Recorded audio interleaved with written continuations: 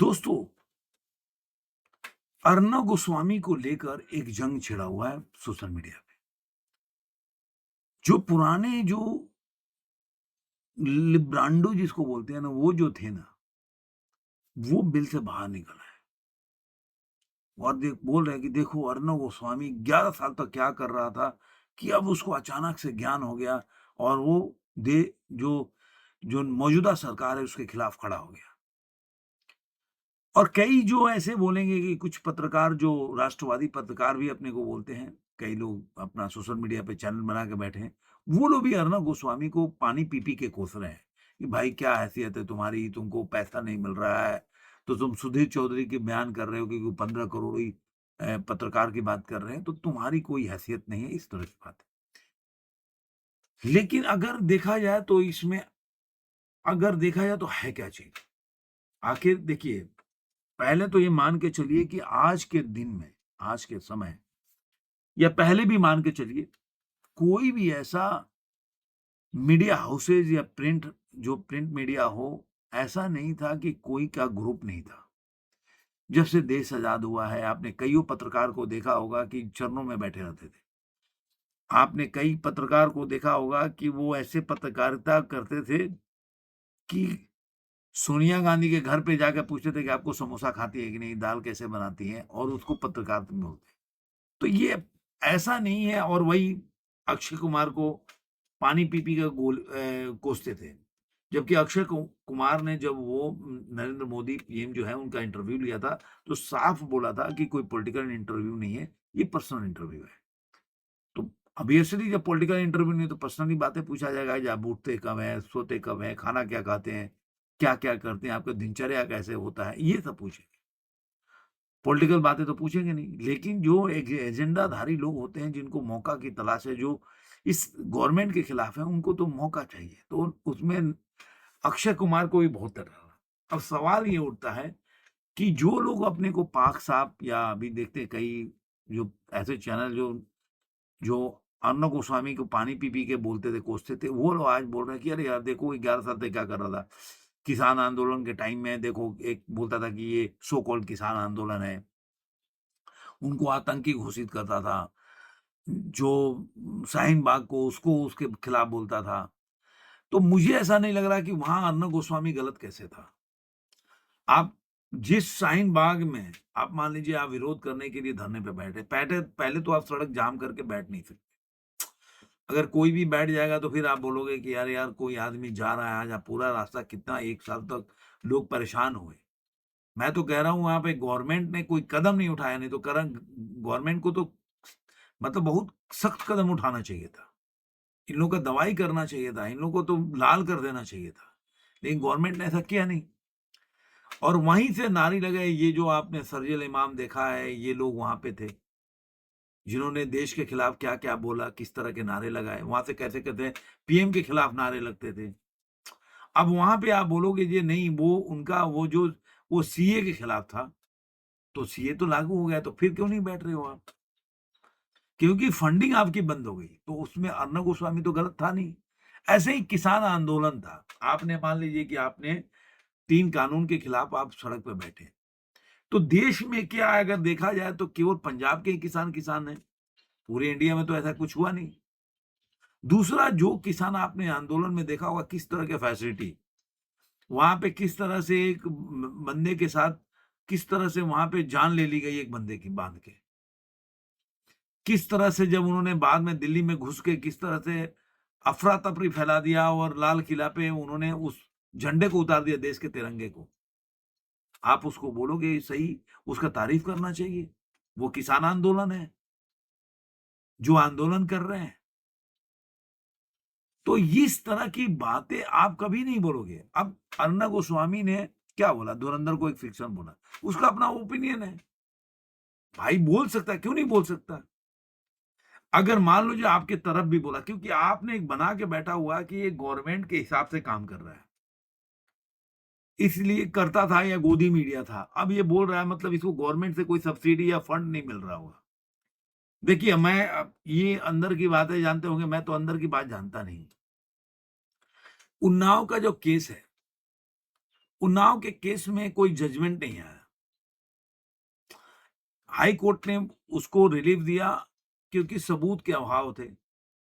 Supreme court ने stay लगा दिया, लेकिन ऐसा नहीं है कि उसमें उन्नाव के केस में ऐसा कोई उन्होंने सबूत पेश कर दिया कि उसमें ऐसा लगे अगर कि सेंगर गलत है, और ऐसा भी नहीं जो उसके उसके खिलाफ मतलब सबूत ही नहीं है। तो अभी तो वो कोर्ट में प्रोसीडिंग चल रहा है, तो उसके बारे में अर्नब गोस्वामी का अपना ओपिनियन हो सकता है, और मैं मानता हूं कि मेरा ओपिनियन है कि भाई दोनों पक्षों को सुनना चाहिए, क्योंकि ऐसे कई केस देखे हैं। जो आपने देखा होगा, ये जॉनी डेप थे, जॉनी डेप का तो नाम सुना था। उनकी वाइफ ने उनके ऊपर किस तरह के एलिगेशन लगाया था और कितने साल तक वो बंदे को झेलना पड़ा था, और बाद में क्या मिला? एक व्यक्ति का पूरा कैरियर जॉनी डेप का बर्बाद हो गया, क्योंकि उनके ऊपर उनकी वाइफ ने ऐसे एलिगेशन लगाए थे। तो मैं मानता हूं कि मेरा अपना ओपिनियन है, जो जरूरी नहीं कि हमेशा मोदी जी को अगर वोट देते तो मोदी जी सही होंगे। आप इस देश में राम भगवान प्रभु श्री राम के अगर जो क्या गलत कही क्या सही किए, उसके अगर आप चीजों का आकलन कर सकते हो, उसके एनालिसिस कर सकते हो, लेकिन बाबा साहब अंबेडकर का नहीं कर सकते। आप भगवान राम का कर सकते हो, कृष्ण भगवान का कर सकते हो आप, उसके बाद भगवान शिव के बारे में आप कुछ भी बोल सकते हो, मनुस्मृति के बारे में कुछ बोल सकते हो, लेकिन अंबेडकर साहब के बारे में आप नहीं बोल सकते, महात्मा गांधी के बारे में नहीं बोल सकते। और जो कि तथ्य है, ऐसा नहीं है कि ये जो किताबें लिखी गई है अंबेडकर साहब के बारे में, तो कोई ऐसी बातें लिखी गई है जो कोई मनगढ़ंत बोल रहा है। उनके स्टेटमेंट्स हैं, उस समय के हिस्टोरियन ने जो लिखा है, जो तथ्य है, उसको प्रेस करते हैं। अब तुमको अच्छा नहीं लगेगा वो चीज। अगर वीर सावरकर को आप बोल सकते हो कि अंग्रेजों के पिटलग्गू थे कुछ बातों से, तो वो तो ओबीडियंट तो न, वो तो पंडित नेहरू भी लिखते थे, जो पत्र लिखे हैं। और मैं कह रहा हूं, हम लोग जब पढ़ते थे 8वीं 9वीं में, जब हम लोग लिखते थे, यही सिखाएगा कि I beg to state that. तो ये स्टार्टिंग होता था एप्लीकेशन लिखने का, अब चेंज हुआ। तो ये बेग बेग तो एक शब्द हो गया था कि आपको ऐसे ही लिखना है, क्योंकि अंग्रेजों ने आपके दिमाग में डाल के गया था, आप वही पढ़ाते रहे। तो वही स्टाइल था, वो तो नेहरू जी भी लिखते थे, वो महात्मा गांधी ने भी उस तरह का लेख लिखा है, लेटर लिखा है। तो कहने का क्या मतलब है कि आप एक व्यक्ति अगर कुछ बोले, तथ्य भी हो, फिर आप उसको सुनने को तैयार नहीं हो, क्योंकि आपके हिसाब से आप उसको भगवान से बड़ा मानते हो। भाई, भगवान राम, भगवान कृष्ण, भगवान शिव से बड़ा कोई नहीं है। अगर उनके ऊपर एनालिसिस कर सकते हो तो इनके ऊपर भी एनालिसिस होना चाहिए। क्यों नहीं होना चाहिए? सबका अपना ओपिनियन है, लेकिन जो एक खास लोग है, खास रिलीजन के बारे में आप कुछ भी एनालिसिस नहीं कर सकते, क्योंकि आप जानते हैं कि किस तरह से कन्हैया लाल के साथ हुआ, उस तरह की घटनाएं घट जाती हैं, और सरकार और गवर्नमेंट यदि कोर्ट भी उसके साथ खड़ा हो जाता है। तो ऐसा नहीं होना चाहिए। एक देश अगर डेमोक्रेसी है, अगर कोई आदमी सही शब्दों में, बिना अपशब्द यूज किए हुए अपनी बात रखने का प्रयास करता है, तो उसमें बुराई क्या है? क्यों नहीं करना चाहिए? आप मनुस्मृति जला सकते हो, लेकिन आप बोलोगे नहीं भीम बाबा साहब अम्बेडकर के बारे में कुछ नहीं बोल सकते। ऐसा क्यों भाई? तो ये जो चीज है ना, वो अब यहाँ पे उन्होंने अपनी मत रखा, तो मेरे हिसाब से उनका अपना पक्ष है। मेरे हिसाब से कि जब तक निर्णय नहीं आता है, कोर्ट के अंदर है, तो दोनों पक्षों, जैसे कि आपने देखा होगा कि जो सेंगर कुलदीप सिंह सेंगर की दोनों बेटियों का अपना-अपना उन्होंने एक ने वीडियो डाला, एक ने अपने इशिता कोई सिंगर है, उन्होंने अपना पोस्ट लिख के डाला कि उनकी भी नहीं सुनी जा रही है। और मैं एक बहुत बड़ी बात बताता हूँ दोस्तों, एक मीडिया का नैरेटिव क्या होता है ना, कि अगर उससे आप इन्फ्लुएंस हो गए, कोर्ट भी इन्फ्लुएंस हो जाता है, सोचता है कि भाई नैरेटिव देश में ऐसा चल रहा है, तो हम दें कैसे फैसला। मैं सोशल मीडिया पे, पता नहीं आप देखिएगा, महेंद्र सिंह पंडेर,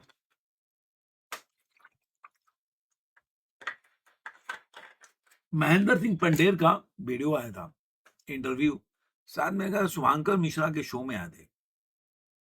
मैंने पूरा वो वीडियो देखा था। कई मामलों में मुझे लगा कि महेंद्र सिंह पंडेर की बात भी सुननी चाहिए।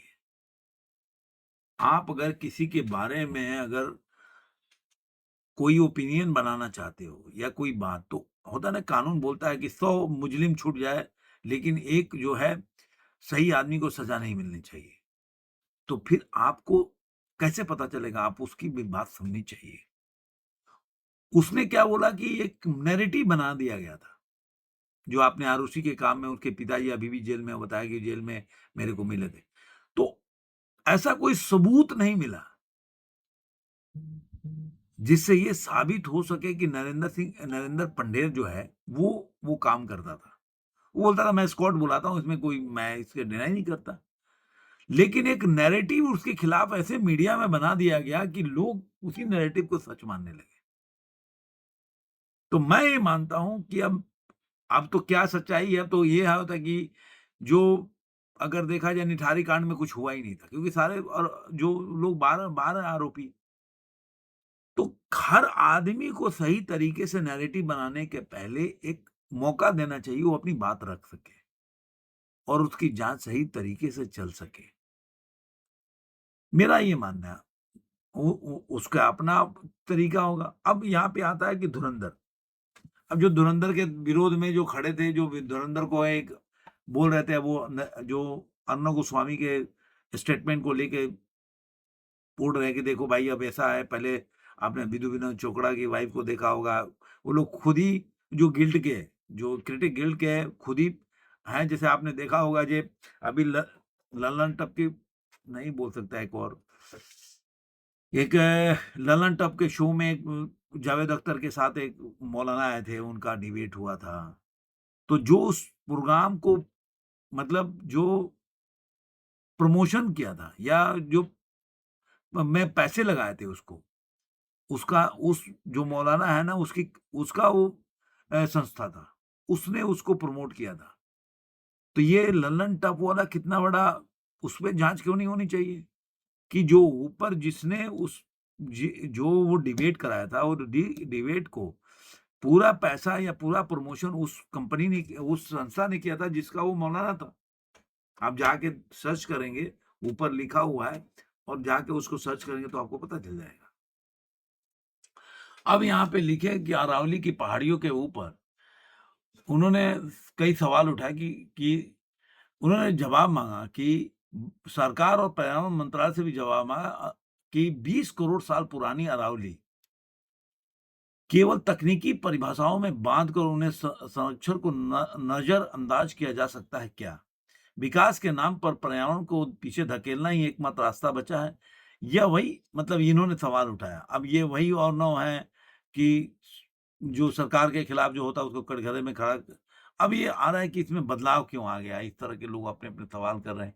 तो इसमें मुझे नहीं लग रहा है कि कोई ऐसी बात है कि अरावली के ऊपर अगर उनको लग रहा है कि सही, अभी आप देखेंगे तो अभी उन्होंने बंगाल के चुनाव में कौन जीत सकती है, तो उन्होंने बीजेपी के बारे में ही बताया है। कि बीजेपी वहाँ पे एकदम नैरो, आपने जब भी देखा होगा तो टीएमसी और बीजेपी का वोट शेयर नहीं गिरा है।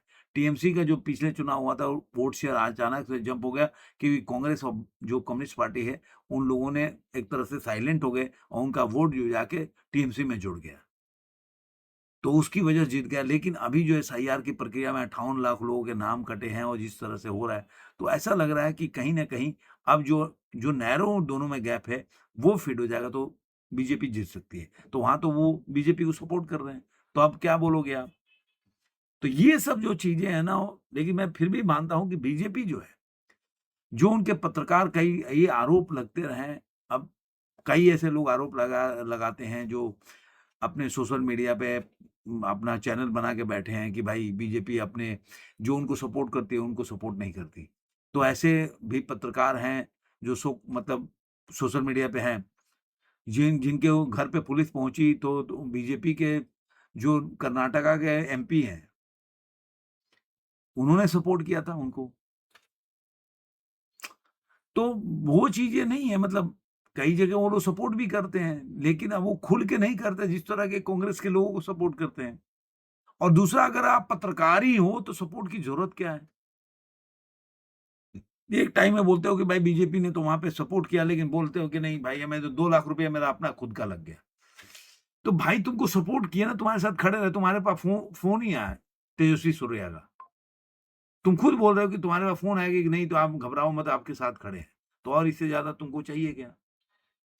तो ये मुझे लग रहा है थोड़ा-सा है कि मतलब ये पत्रकार से लेकर नेता है, जिसको आप पूछोगे नहीं ना 2 मिनट के लिए, इनको है कि हमेशा गोद में लेके खिलाते रहो। तो क्या क्या ना बायस्ड हो जाते हैं एकदम, उनके पीछे पड़ जाते हैं। तो मुझे लग रहा है कि देखिए आगे क्या होता है, आने वाले दिनों में पता चलेगा। अभी तो जो दिख रहा है उससे यही एनालिसिस कर सकते हैं। आपको ये वीडियो कैसा लगा?